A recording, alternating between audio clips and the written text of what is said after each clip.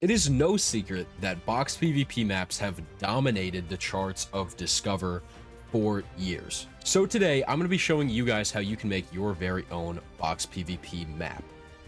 Alright, here is how it works. So at the start of the game, you are stuck in a barrier and you have a 10-second countdown. During this time, you can obviously build up. And then when the time runs out, the barriers drop and everybody can start fighting. So here are all the devices that you're going to need for today. You are going to need a prop manipulator, a player spawner, an item granter, a barrier device, a timer device, and a basic storm controller. In addition to the devices, you're also going to need a wall and floor piece. I don't know where I got these two from, but if you look through the Chapter 1 house prefabs, I'm sure you can find something with a similar vibe, or you can just get creative with it and do whatever you want.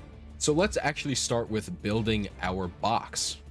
So to start out, you're going to want to grab your floor and place it so that it is 7 tiles long and 7 tiles wide, and then fill in the square. All right, once you do that, you're going to want to take your wall and place it 2 tiles high surrounding the floor you just made, and then copy your floor and paste it on top of the walls so that your box looks pretty much exactly how I have mine. All right, now that you have your box, you can start messing around with the devices that I just had you put out. So the prop manipulator, the settings that you need to change are effects all objects in the zone turn to on, and then we will mess around with the width, depth, and height in a second. And then modify prop health, yes, and is prop invulnerable, also yes. Now take this device, bring it over to your box, and you're going to need 6 of them in total. You're only really going to have to make 2 different variants and then copy and paste them. So let's start with the floor variant, because that's what I have sitting on top here.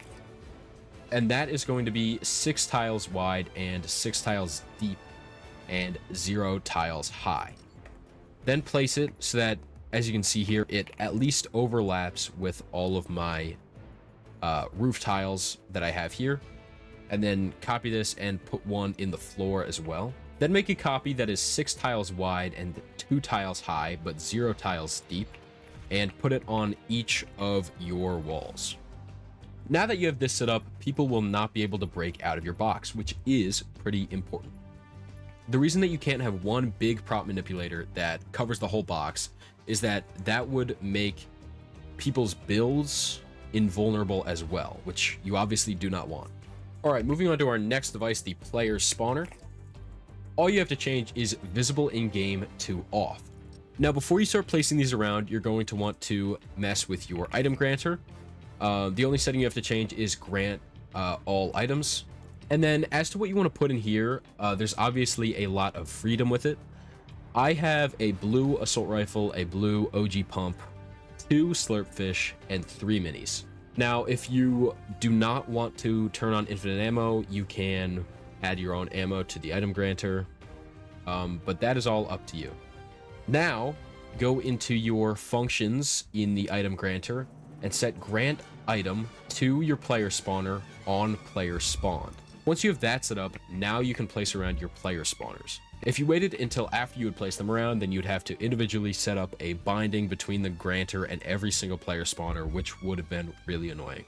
To place the player spawner, you're going to want to have one in the corner, and then you're going to want to skip a tile and place another one, skip, place.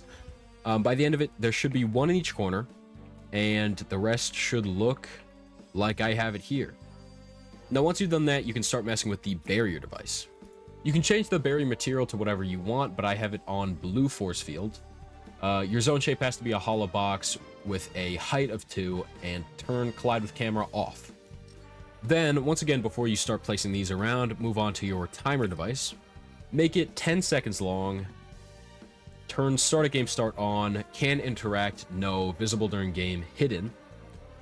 Timer color can be whatever. Display time in seconds only, and timer label text style. I have mine on bold orange, but you can also do that to whatever you want. Then in the events for your timer, you're going to want to say on success, send event to your barrier device. You can see I have a bunch of bindings here because I already have all my barriers placed. But now, after you've linked up your timer to your barrier, you want to take that barrier and make sure you turn on grid snap by opening your quick menu and setting grid snap to either 2 or 4 will work well for this, and placing them lining up with the tiles of the floor over each tile that you have a player spawner on. Now, your last device is the basic storm controller. Set the initial radius to 30, the wait time to 10, and the resize time to 250. Then take your storm controller, and while still having grid snap on, place it right directly in the center of your fighting arena. And that is everything for devices. You should have something that works very well now. But the last aspect that I need to discuss is island settings.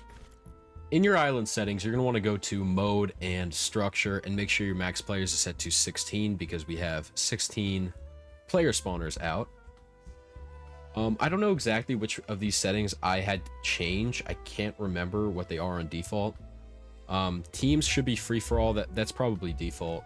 Make sure your spawn location is set to the spawn pads, and also set your spawn limit, which is under mode and spawning. Set your spawn limit to 1.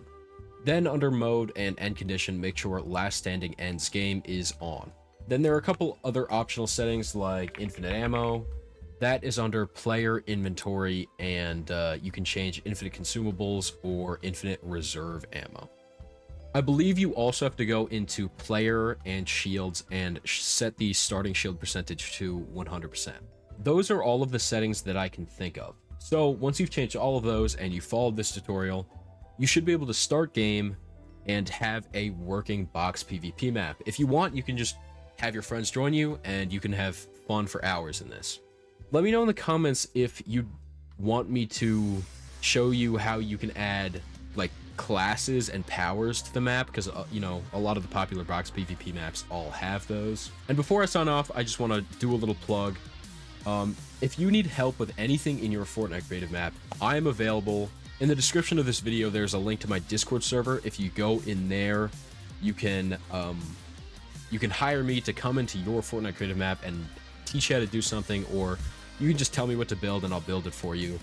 So if you're interested, make sure to join the Discord server. Even if you just want to join a community and hang out a little bit, you can also join the Discord server. That being said, thank you all so much for watching. If you have any questions, I try to answer all of them in the comments. Use code GravyMan. It really helps me out. And like and subscribe if you enjoyed it and want to see more Fortnite creative content. I should come up with a catchphrase, and I'll see you all next time. Goodbye.